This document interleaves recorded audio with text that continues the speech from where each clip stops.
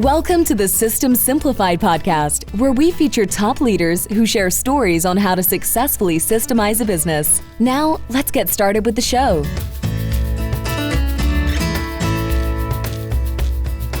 Hello, Adi Klevit here with the System Simplified podcast, where we interview top entrepreneurs, founders, and thought leaders about systematizing a business. And this podcast is being brought to you by Business Success Consulting Group. At Business Success Consulting Group, we create custom processes and tailor-made business systems so businesses can thrive and grow.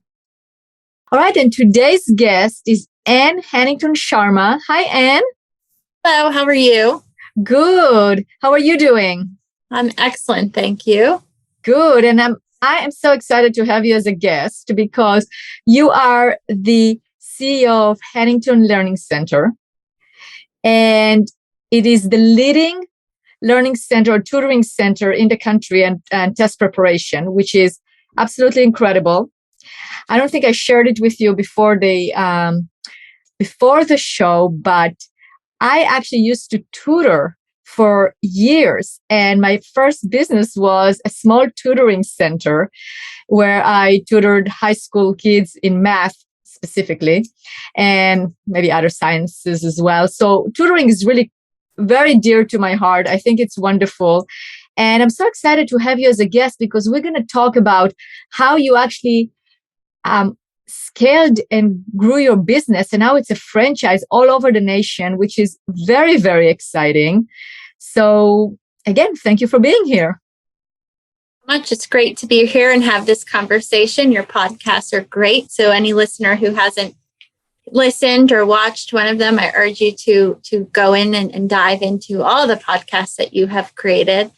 So yes, what I do, it sounds like what I do is similar to what you have done. So you understand the importance of building the skills and ensuring that students have what they need to succeed in the classroom. So that's what we do at Huntington. It was founded 45 years ago this year by Dr. Ray and Eileen Huntington, who are my parents. And it's fantastic to be able to take what they and a fantastic team and great system of franchisees have done and take us to the next level. So I serve on the board, and I'm also the president of Huntington. So it's really wonderful in terms of what we do. And yes, we are the leader, and we're the leader because we focus on our mission, which is a great mission that has been the mission since day one, June of 1977. And it's to give every student the best education possible. How we've been able to be the leader in this field for as long as we are is because of the systems and the processes we have in place. So I'm really excited to dive into this topic and see where the conversation goes. Let's do it. Well, the first thing is, this is a family business. So we have different aspects here, right? But it is a family business. So it got started by your parents in 1977. When did you join the company? I joined the company about 9 years ago. It might have even been 10. So it's 2022 right now. I joined in about 12. So yeah, 10 years. It's gone by in a blink of an eye. Absolutely. 10 years go by very fast. So you started, what was your first position in the company? Well, technically my first position could be student, right? Back in the 80s, 90s. And then I was in the marketing campaign in the 90s. And my first job with Huntington was at our call center, which is when you call 1-800-CAN-LEARN, you speak with an educational specialist. And I was on the front line there and would be taking in calls and understanding what the customer needs were. And that was when I was in school. In the 10 years that I just shared, I started as a director. So I started at that level to really understand the framework of the company, go through our training, visit centers across the country, and really understand where are we at today and where do we need to be tomorrow. And before Huntington, it was important for me to have experience outside of the quote unquote family business. So I spent about 8 or so years in a different industry, in the art industry, where I worked at an auction house and then had my own curatorial and consulting company before diving into Huntington. That's great. That's really good. How many employees do you have right now? Right now, well, we're a franchise company. So each franchise location is independently owned and operated. So that individual, those employees are their employees. At our main office, we have about 100 to 150 full-time. And then we also have centers that are in the New York metro area. So all in all, I would say between part-time and full-time, probably about 500 or so. Oh, wow. And how many franchisees do you have? We have roughly 300. That's a big job. That's definitely expansion, right? And so if you look at the history of the company, when did that expansion started? I mean, it's probably started with one center, right? Well, it did. And we are having this conversation in June of 2022. And Huntington was founded in June of 1977. So this is our anniversary month as well, which is neat. So it started with one center, as you just shared, in northern New Jersey. And a little history lesson. My mother was a history teacher. And so she was on tenure. She had her master's degree going towards her doctorate. And then she decided, I'm going to quit my job, which that's a job you don't quit if you're a tenured teacher. And so opening in June, she saw my father and my mother saw that it was a viable business by August. So she quit her job then. Then the next March, my father came on board full time. They opened a second center. By 1985, there were 18 Huntington Learning Centers in the New York Metro Philly area. In 1985 is when we started franchising. And that's where the scale really took off.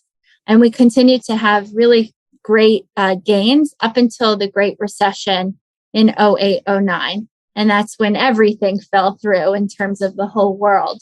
And now we have moved up further and we see the projections are really strong in terms of where we're going as a company.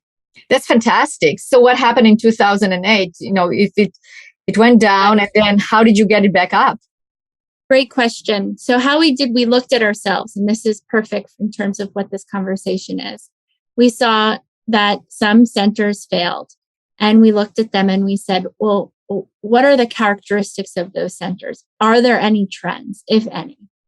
And we saw that the majority of them that had to close their doors, they were new centers.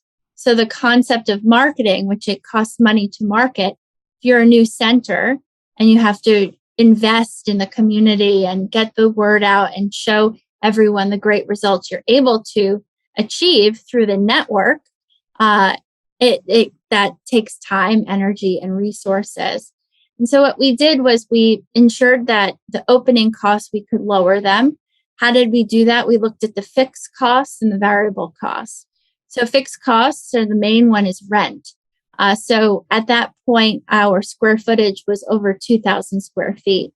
And we were able to bring that down to about 1,400 square feet. So a nice amount of space we were able to decrease.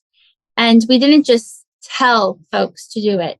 We practiced what we preached. So we opened a few locations with that footprint to prove that the model works, that it wasn't too small, that you were able to have a viable business in that square footage. In addition to that, the other fixed cost is full-time staff. So what we did was we moved the full-time staff to a variable cost because when you open a new location, you do not have any students. So why pay someone if they're going to not be doing the job that they need to do once the students arrive? Now, of course, it's very important to see what you need. So we at the corporate level would be helping you. And if you believe you need that full-time staff, we would guide you, and that ultimately it's up to you. So what we did was we moved that full-time position into a part-time position. And then the franchisee can dial that person up when the demand is higher or dial the person down. there is a critical moment where there is a need for full-time staff. But at first, again, if it is a new location, there are no students. Yes, it is a business, so you need to market. You need to do certain things within your community.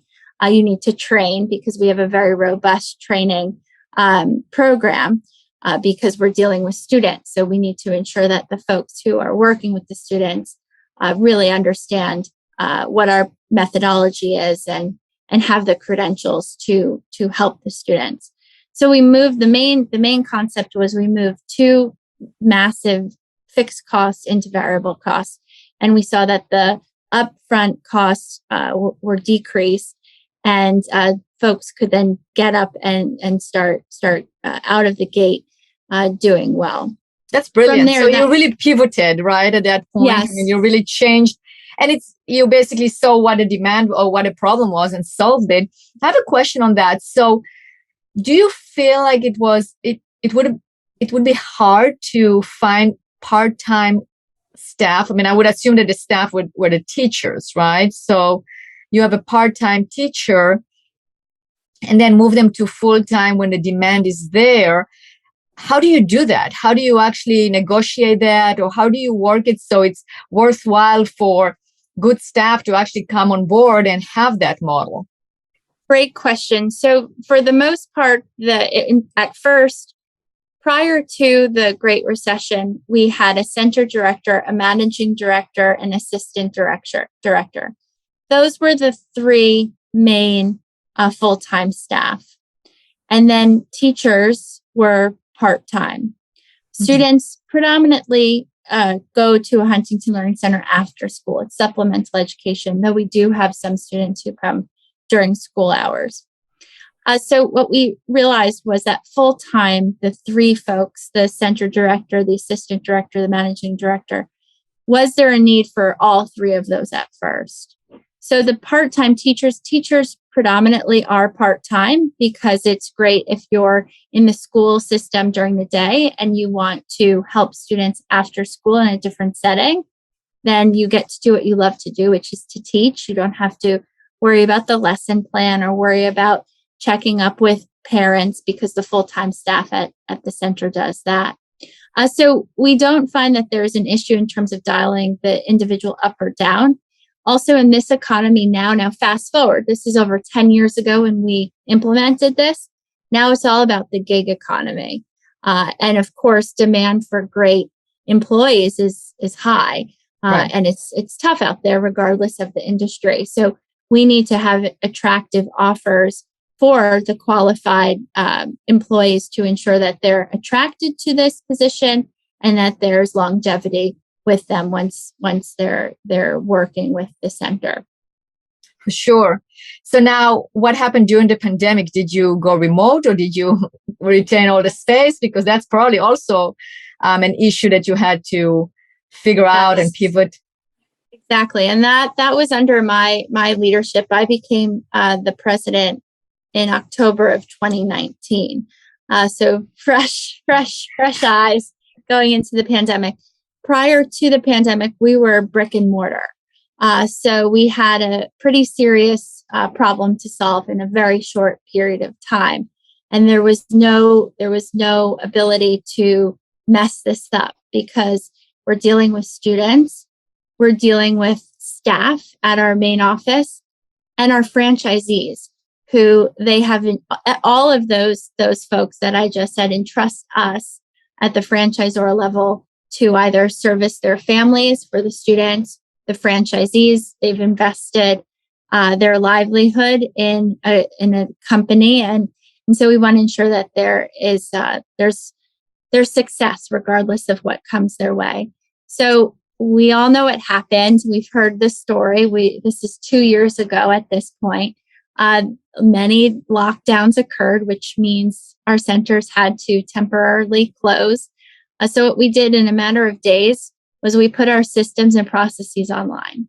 So again, this is perfect for your podcast because it's all about systemizing. That's right. So we had to do it. There was no ifs, ands, or buts. And up until the last hour, until the governor told everyone, obviously not just us, that you had to go home, I had a skeleton crew at the main office to make sure that we could do what we needed to do, which was to, should the physical door close, how do we have a virtual door? We made it work. So we definitely are very proud of what we accomplished. And we were able to become, I like to say, a 40-plus-year-old startup because we kept innovating and looking for new ideas to serve our customers. So we saw that employers wanted certain employees back at work, but many families had their students at home. So what we did was, once things settled, of course, we worked with some companies and we started a B2B business where their employees, students, could come to one of our locations during the day and be proctored by a Huntington Learning Center tutor, but they're attending their virtual school. And many families like that as well because everyone was under one roof. And so we created something called Huntington Study Hall. In addition, we created a program to help really with executive functioning skills, organizational skills for students. So it could either be a tag on to one of the programs or it could be separate. And it's 30 minutes twice a week to just make sure what projects do you have this week? What upcoming tests do you have? Did you do your homework? So to check in versus the mom or the dad or whomever saying, okay, have you done X, Y, and Z? Because it was very, very heightened in terms of everyone living and working under one roof. And then the main one, and the reason why we're talking today and that the business not only survived, but is thriving, is our online. So we moved all of our in-person online. And now we have the option. So franchisees can be totally in person. They can have a hybrid, which is actually where we're seeing the most results with our students in terms of gains. So a hybrid is defined as a student who attends in person and online. And one of the reasons why we're seeing such great results with that is the convenience factor of flexible schedules versus the parent or whomever is caring for the child having to get to the center. Now, all of a sudden, you can do some of your programs online, remote, be it, after soccer practice or in the car while the mom is getting the other child from dance or whatever the schedule is. So it's really helped in terms of helping the gains of the student. So the pandemic was a horrible thing for the entire world. However, it enabled us to really leapfrog into where we wanted to go. And we were going. We just escalated that time frame. In addition to that, we also really looked at our training. So we pride ourselves in our training for our teachers, our franchisees, and we're actually part of Training Magazine, one of the top training companies in the, I believe it's in the world, but at least in the United States, we won the Apex Training Award this past year, and we've been on their list for a few years, which is fantastic and a testament to the team and the systems and processes we have in place. So our training obviously couldn't be in person during the pandemic, so it was remote. So that really helped us in terms of our franchisees. They didn't have to have out-of-pocket expenses. And many of the franchisees who join Huntington, they may have a full-time job and they might be dialing it down until they open their Huntington Learning Center, and then they become a business owner themselves for their own business. So we saw that training really worked. In addition, we talked about staffing a moment ago. For staffing, sometimes it's hard to get really qualified folks because the demand out there, everyone is looking for qualified, talented individuals. So what we did at the main office level is we have created virtual conferencing. So a student comes in, takes their initial test, which we call an academic evaluation. Then there's a conference to go over those results, which is really important because the family needs to understand where the student's at. So now we at the main office, the franchisor level, we are actually doing the conferences remotely with parents across the country. So it's almost like a telemedicine type of situation where You see, this is where your child is. This is how we can get your child to where the goal is. And you can do this at your local Huntington Learning Center. Obviously, it's not as short as I just said, but that's the main idea with that conference. So we have seen a lot of really fantastic, productive gains in terms of such a horrible moment that occurred for the entire globe. Oh, for sure. And I completely understand. I mean, you can't say the pandemic was good, right? Because the pandemic was horrible. But the idea, I mean, your ability to adjust, just like with the recession 2008 was really bad. But you were able to actually look at what's happening and adapt and pivot and change because you had your core processes and you knew what your mission is. You really are driven by your mission. So you go, okay, this is our mission. It doesn't mean that what we were doing before necessarily has to also work in the future, because that's the ability. I interview many entrepreneurs. We work with many businesses developing their processes and procedures. And I really can say that those that survive are those that can definitely adapt the situation to what their needs are, right? To what is happening with them. So they're not stuck in their ways, right? They're able to take a look and then go, okay, this is what's happening. This is what we're going to do.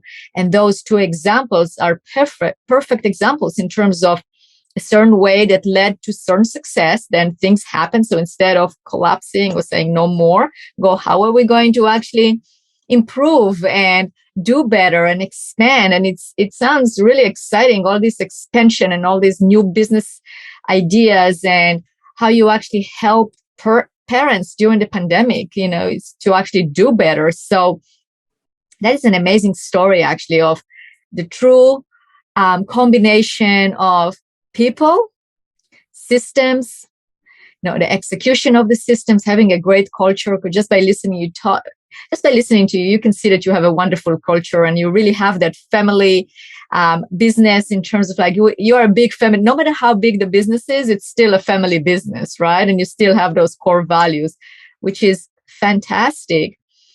So, and in terms of the importance of having systems, we definitely touched on different examples. But if you had to summarize it, what would you say to a business owner that is listening to us right now? They want to grow, they want to scale. Why systems and processes are so important? In order to grow, in order to scale, you need systems and processes. It's easy to say systems and processes. What does that mean? It can be as simple as a to-do list. Start with that. What are your high priority points that you have to do? So a new business owner or someone who wants to dive into opening a business, it is essential to have systems and processes. It doesn't have to look beautiful and perfect at first.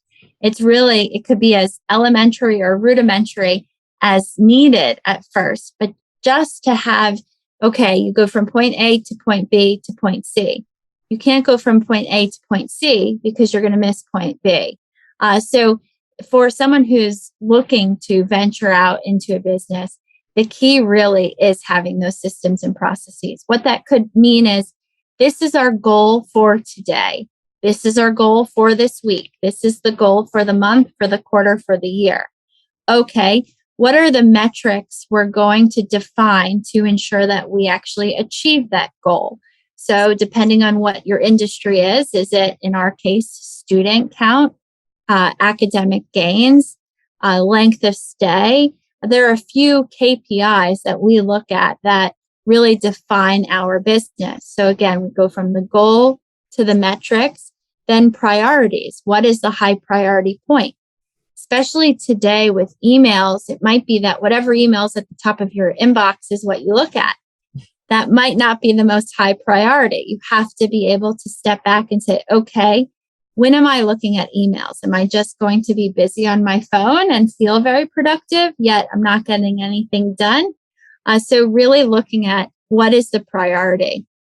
And how you do that, you need to be organized. Even if you're not an organized person, you can get a calendar, be it old school, and it can be pen and paper, or it can be electronic on your phone, or I use Outlook. If it's not in my Outlook calendar, it doesn't exist. So then you have to be organized and have that priority. And then it's really ensuring what resources are there. So yes, it's systemized, but do you have the right folks in the right positions? And it might just be you at first, right? Because you're starting your business. And if it is, then are you qualified to do each and every moment? If not, then lean on local groups. There are some groups that are free, some that cost money, and see what makes sense for your budget. And budget is very important because it can be very easy to spend money. It's what is the ROI with that?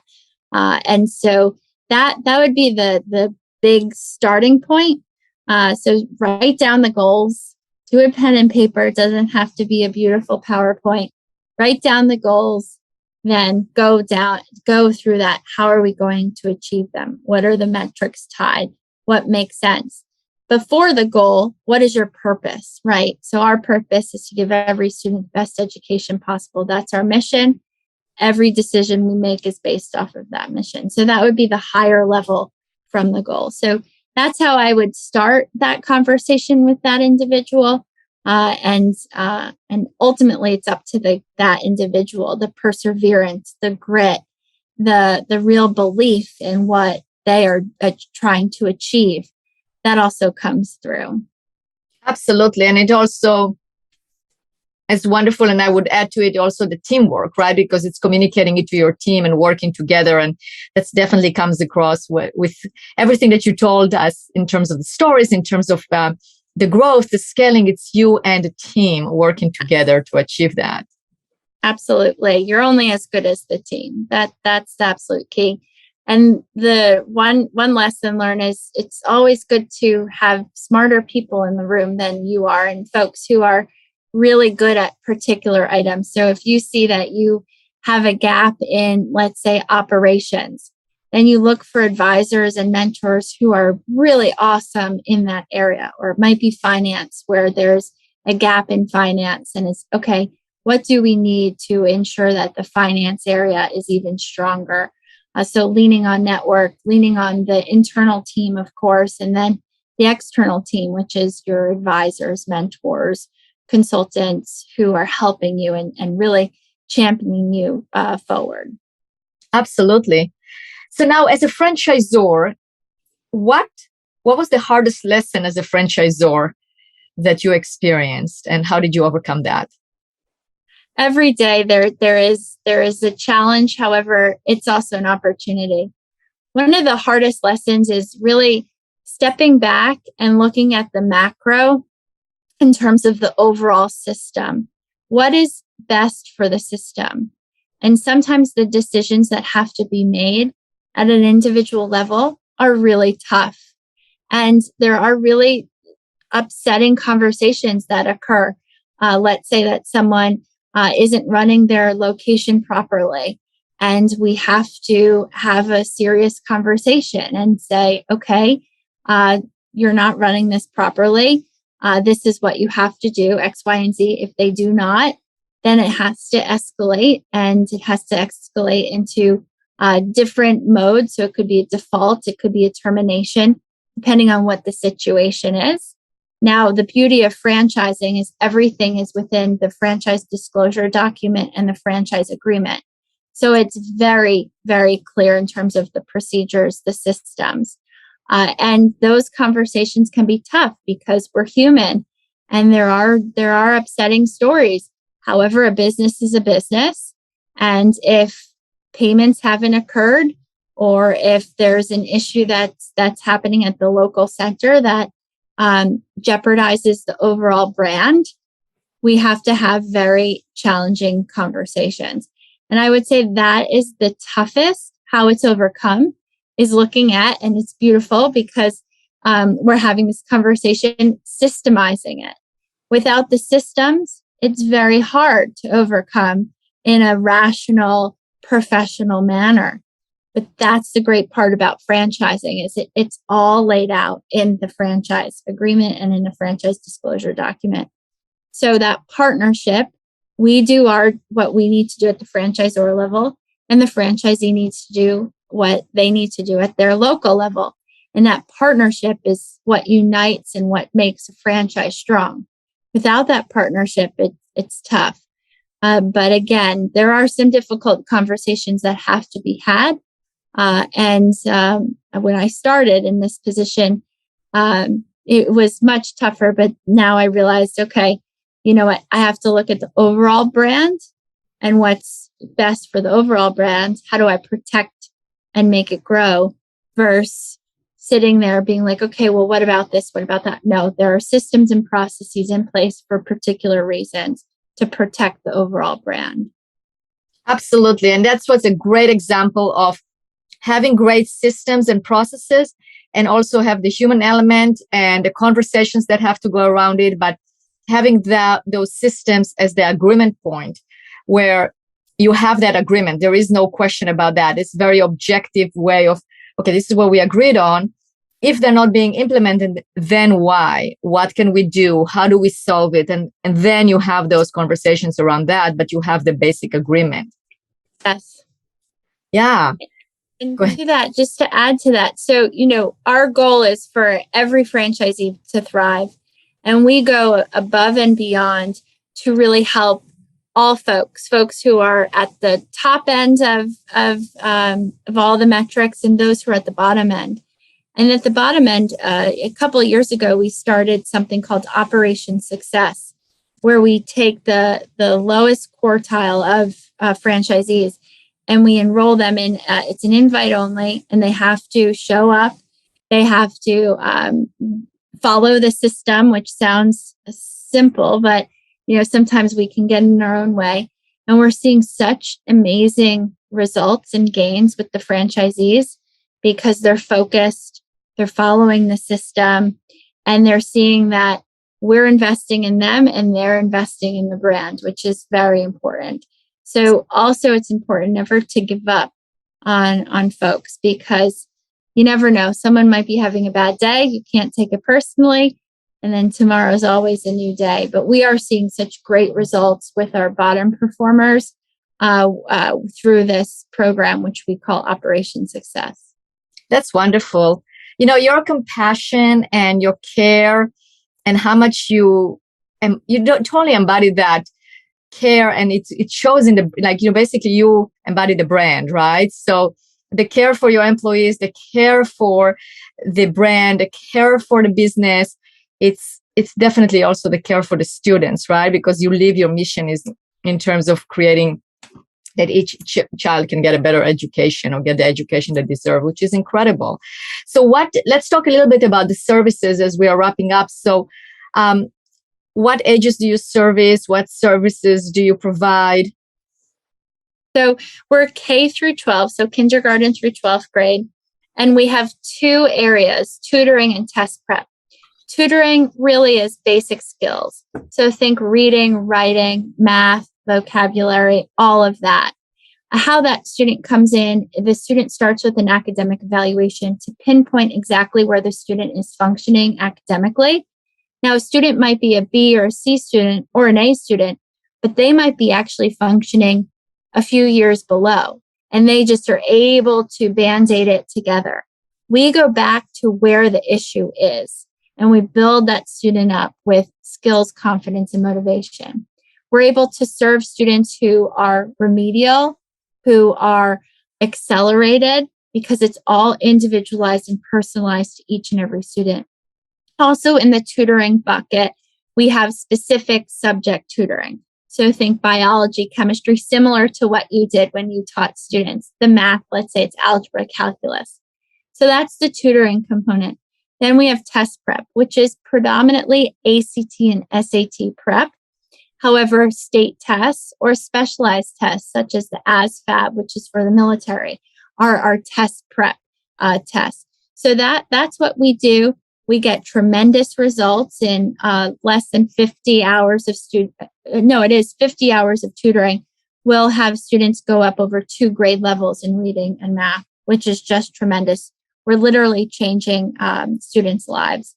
And then on test prep, students will go up over 5.4 points on the ACT and over 229 points on the SAT. That's just the average, which our class of 2019, which was the last class that we surveyed, the overall class, those folks got over $70,000 worth of scholarship opportunities, which really helps in terms of what they can do from a financial perspective. And scholarships, of course, open so many doors. So we're really proud of what we do, K through 12 tutoring and test prep. And currently we're across the country and we do have online, which is great. Amazing. Absolutely amazing. So if our listeners want to contact, not necessarily you personally, but wanted to contact one of their centers next to them, how would they do that? Of course. So they can call 1-800-CAN-LEARN. They can visit our website, which is huntingtonhelps.com. And if someone's interested in a franchise, they can just visit our website, which is huntingtonfranchise.com. Excellent. And thank you so much for being a guest on this podcast. It's been wonderful. Such amazing information that you shared that I'm sure the entrepreneurs out there that are listening to us right now can totally apply and use. So thank you so much. Thank you. Thank you very much for the time.